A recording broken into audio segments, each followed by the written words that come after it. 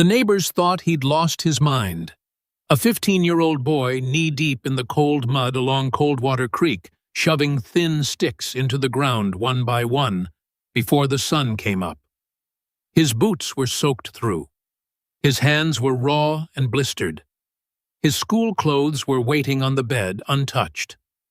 His name was Silas Kincaid, and he had been out there every morning for a week. Nobody asked him to do it. Nobody understood why. He carried bundles of long, whip-thin branches down from the barn, willow shoots bare and lifeless-looking, and pressed them into the soft earth along the creek bank one every few feet. Dozens of them, stretching from the old fence post near the pasture gate all the way to the wide bend where the water pooled in summer. His father watched from the porch and said nothing. His mother asked once and got no real answer. The man on the next farm over laughed out loud. "You're planting sticks in a flood zone, son. The creek will swallow every last one of them before spring." Silas didn't argue. He didn't explain. He just kept pushing willow whips into the mud, one after another, as if he knew something nobody else did. And the truth is, he did. 2 years later, when the worst flood in a decade roared down Coldwater Creek and tore apart every bank it touched, every farm along that water lost ground. Every farm except one. The Kincaid farm. And those sticks the neighbors had laughed at were the reason why. But that part comes later. To understand what Silas did and why it worked, you have to go back to the beginning. To a quiet boy on a tobacco farm who noticed things other people missed, and to an old man in Bourbon County who handed him a secret that had been hiding in plain sight for 100 years. If stories of quiet grit, patience, and wisdom that comes from working the land mean something to you, subscribe and join our growing farming family. Tell us in the comments where in the world you're watching from. We'd love to welcome you. The Kincaid farm sat on 220 acres of rolling pasture and bottomland in Casey County, Kentucky, in the family since 1911. Silas's father, Glenn, was practical and fair, not a man who wasted words or motion. His mother, Darla, kept the books, raised 4 children, and somehow grew the best kitchen garden in the county. Silas was the second of 4. His older brother, Wade, won ribbons at the county fair and walked into a room like he owned it. His younger sister, Nora, got straight A's and was already talking about college at 14. Then there was Calvin, age 10, mostly interested in frogs and causing trouble. And then there was Silas. Not loud, not fast, not the kind of boy anyone noticed first. If you walked into a room full of Kincaids, Silas would be the one standing near the back wall, watching everything and saying almost nothing. But here is what people missed about Silas Kincaid. He saw things. Every Sunday morning, while the rest of the family got ready for church, Silas walked the fence line. Nobody asked him to. One spring, he noticed the south field was draining slower than normal. He mentioned it to his father at supper like he was talking about the weather. Glenn found a collapsed tile drain the next morning and fixed it before planting season. Another time, Silas found a dead calf and traced it back to a loose wire 3 days before anyone else spotted it. He filed things away the way other people file receipts. Quietly, carefully, in a place where he could find them when they mattered. That habit is what made everything that came next possible. It started at the supper table on a Tuesday in early October. Silas set his fork down and said, "Dad, I want to work the creek bank." Glenn stopped chewing. The creek bank was not a place anyone worked. It flooded. It eroded. Every farmer in Casey County treated it the same way. You accepted it and moved on. "Plant what?" Glenn asked. "Willows." The table went quiet. Wade looked up, waiting for a punchline. Nora glanced at her mother. Calvin kept eating. Glenn studied his son for a long moment, then said, "Long as you're not neglecting your chores." What nobody at that table knew was that Silas had planned it for months. A hand-drawn map folded inside his school notebook, measurements walked off in boot lengths. The worst erosion spots circled in pencil. He'd already written to a conservation nursery. The money came from baling hay all summer, for the Atchison farm, $40 a day, in heat that could melt a man's will to live. He spent $120 on 200 cuttings of black willow. When the box arrived, the whips were thin bare, no thicker than a pencil. They looked like dead sticks. Silas stood in the barn with 200 of them on the workbench and felt a knot of doubt tighten in his chest. They didn't look like anything that could stop a flood. But he remembered what his grandfather had told him. And he picked up the first bundle and walked down to the water. Old Gus Whitfield, 67 years old, drove by on his tractor and called over, "Boy, anything you plant there is going to wash straight down to Tennessee." Silas nodded politely and kept planting. Now Gus was not a cruel man. 2 winters earlier, when the Kincaid tractor threw a rod in the middle of calving season, Gus had driven his own rig over without being asked, and didn't leave until every cow was fed. That was who he was. He just couldn't see the point of fighting a creek that had been winning since before any of them were born. Harlan Beecham leaned on the fence post, watched a while, and told his wife that evening the Kincaid boy was planting sticks in quicksand. She laughed and said it sounded about right. Glenn watched from the barn doorway one evening as the light faded. He didn't walk down. He didn't offer help. He just stood there, coffee in hand, watching his second son do something he didn't understand, feeling something he couldn't quite name. Not pride. Too early for that. Something closer to curiosity. The quiet, careful kind. Nobody knew where the idea came from. 14 months earlier, Silas had spent 2 weeks with his maternal grandfather, Lester Bowen, in Bourbon County. Lester was 74, a retired soil conservation technician who'd spent 30 years helping farmers stop losing ground they couldn't afford to lose. His knees were bad. His hands shook when he poured coffee. But his mind was sharp as a draw knife, and his eyes still caught things younger men walked right past. Lester's place was a small farm, 30 acres. Goats he kept more for company than commerce. A kitchen that smelled like coffee and pipe tobacco, no matter what time of day. Silas loved it there not because it was exciting, but because the world slowed down enough that you could hear it think. On the 4th evening, Lester said, "Come walk with me." They walked to a neighbor's creek bank. When Silas stepped through the weeds and saw it, he stopped. The bank was destroyed. Not worn. Destroyed. A vertical wall of exposed dirt, 8 feet high, tree roots hanging in midair like severed wires reaching for soil that wasn't there anymore.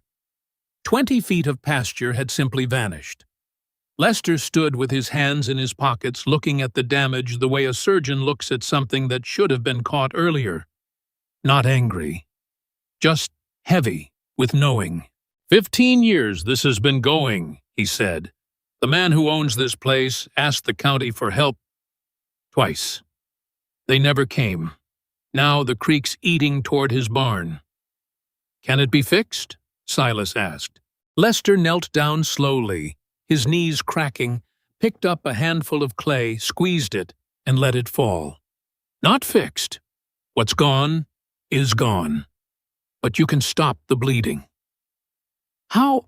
Lester looked at his grandson the way you look at someone when you're deciding if they're ready to hear something that matters. Willows, he said. The word hung in the humid air like the first note of a song Silas didn't know yet. You plant them close together along the bank, Lester continued in the steady rhythm of a man who'd explained important things to hundreds of farmers over 3 decades. Black willow, native, one every few feet. Give them 2-3 years. The roots go deeper than you'd think. He opened both hands, fingers spread wide, then laced them together tightly. They weave through the clay, through everything. They anchor the bank from inside. He pointed along the ruined bank. When water rises, it pushes laterally. That's what tears the soil apart. But willow roots are flexible. They bend instead of fighting head-on. They hold the soil from inside while the water pushes from outside. The bank doesn't cave. It holds, it breathes, it survives. He looked at the destruction in front of them.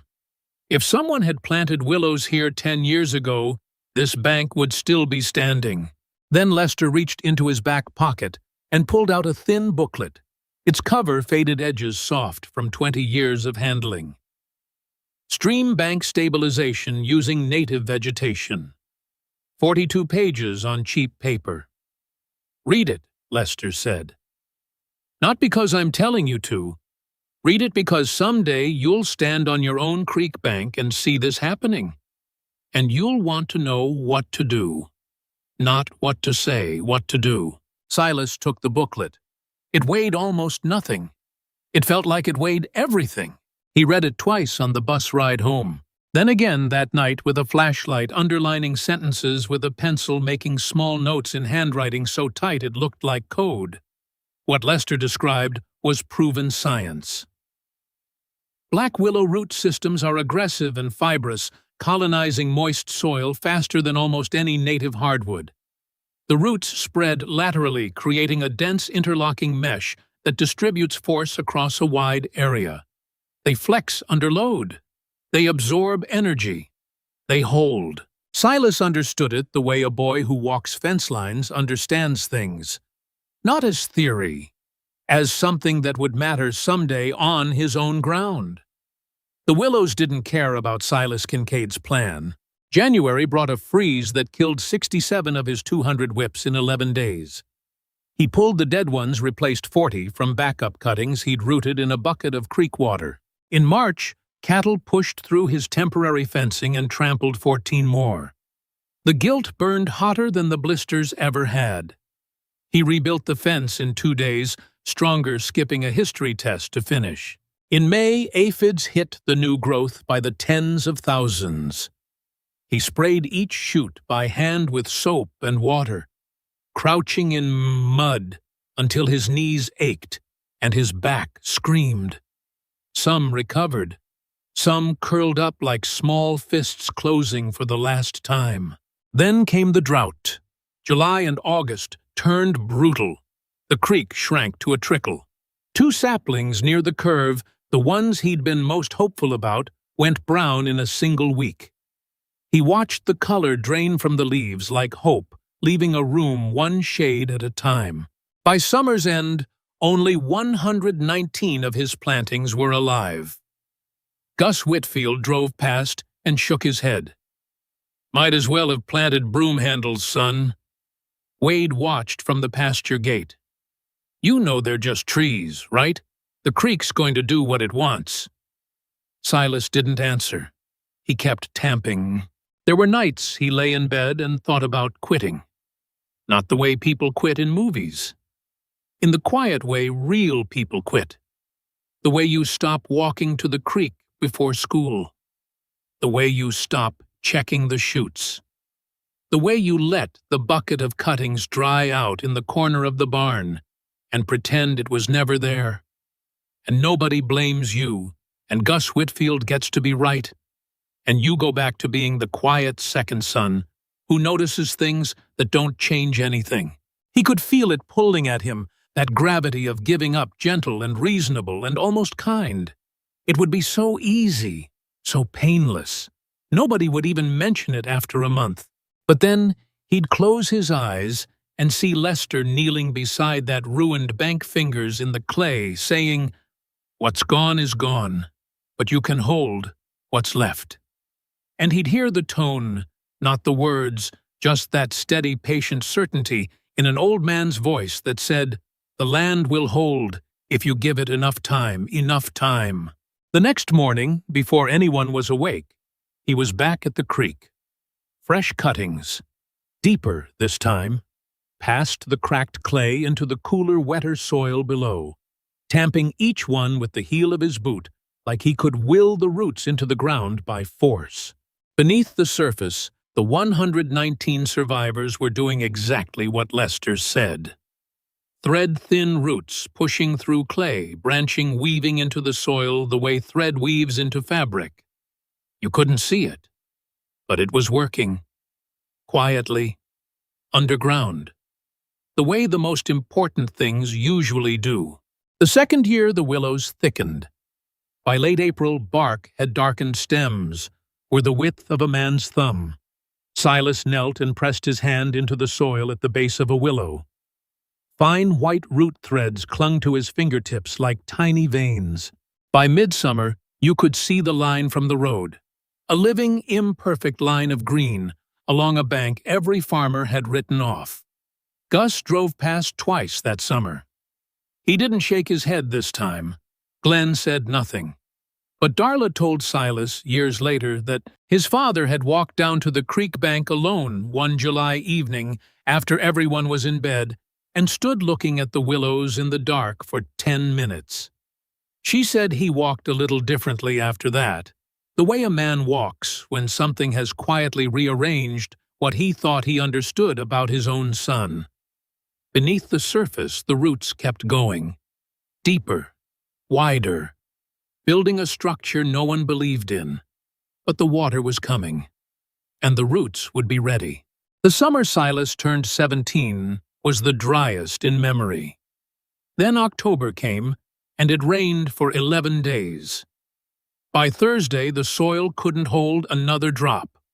The Wednesday before the worst of it, Gus Whitfield drove past the willow line and told his wife over dinner those sticks won't last the week if this rain keeps up. It was the last time he ever called them sticks. Silas had been watching for 3 days. The killdeer had moved uphill. The creek's sound had changed from a murmur to something low and serious. On Thursday afternoon, he walked the willow line one last time, pressing his hand against each trunk, feeling the roots pull tight like cables under load. The county issued a flood advisory. The family ate supper in silence, listening to rain on the tin roof. It came Thursday night. Silas woke at 2 a.m. to a sound he'd never heard. A deep, continuous roar.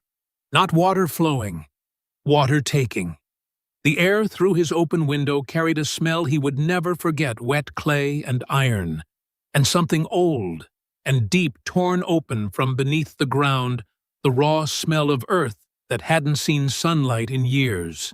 By Friday morning, Coldwater Creek had jumped its banks in 4 places. Gus Whitfield lost 60 feet of bank. Topsoil peeled off like the earth was being skinned alive. The Atchisons lost 3 fence lines. Rufus Dinkins lost a hay meadow he'd spent 12 years building. He stood at the edge of what remained Friday afternoon, hands in his pockets, silent. Every farm along Coldwater Creek lost ground that week. Every single one. Except one. On the Kincaid farm, the bank had held. The willows had taken a beating. Bent, nearly flat bark scraped raw mud clinging in thick ropes. But standing, every one of them. Where neighboring banks showed raw, crumbling earth, the Kincaid bank showed willow roots. Thick, pale, tangled webs gripping the subsoil like fingers locked around a rope. The creek had tried. The creek had failed. Not because someone built something stronger than water, because someone planted something smarter than concrete. Something that grew into the problem and held on with the quiet strength of a living thing that refuses to let go of the ground that feeds it. Silas didn't celebrate. He stood in the gray morning light and felt something quieter than pride. The feeling you get when you plant a thing and it grows. Proving you were right to believe even when you weren't always sure yourself. Gus Whitfield came over Monday. He walked straight to the creek bank boots still caked with mud from his ruined pasture and stood there a long time. He didn't say, "You were right." Men like Gus say it other ways. He turned to Silas and asked, "Where'd you get those willows?" Silas wrote down the name of the conservation nursery. Gus folded the paper into his chest pocket and drove home. The following spring, Harlan Beecham planted willows along his section. The year after the Atchisons. Then the Dinkins. Nobody coordinated it. It spread the way useful things spread in farming communities. Quietly. Through observation. Through the ancient logic of a man looking at his neighbor's bank, still standing after a flood that destroyed his own, and deciding he'd rather learn than lose again. Silas never said, "I told you so." The creek bank said it for him. That evening, after Gus had driven home, Silas called Lester. The old man picked up on the third ring the way he always did. Silas told him about the flood, about the neighbors' banks, about the willows. The line was quiet for a long time. Then Lester said, "How deep did the roots go?" Silas thought about it. "Deep enough," he said. And he heard something on the other end he'd never heard before. His grandfather laughing. Not loud, just a short, quiet sound, like a door opening somewhere inside the old man's chest that had been closed for a very long time. Neither of them said anything after that. They didn't need to. Some things sound exactly right when you say them out loud, and the silence that follows is the only answer they need. There's a line from Wendell Berry. "The soil is the great connector of our lives, the source and destination of all." Silas hadn't been trying to be wise. He'd been trying to protect something. A piece of ground his family had worked for 4 generations. A creek bank everyone else accepted as temporary. Because an old man in Bourbon County had knelt beside a ruined bank on a summer evening and shown him there was another way. The land will hold if you give it the right tools and enough time. That was 11 years ago. Silas is 26 now. He still walks the fence line every Sunday morning.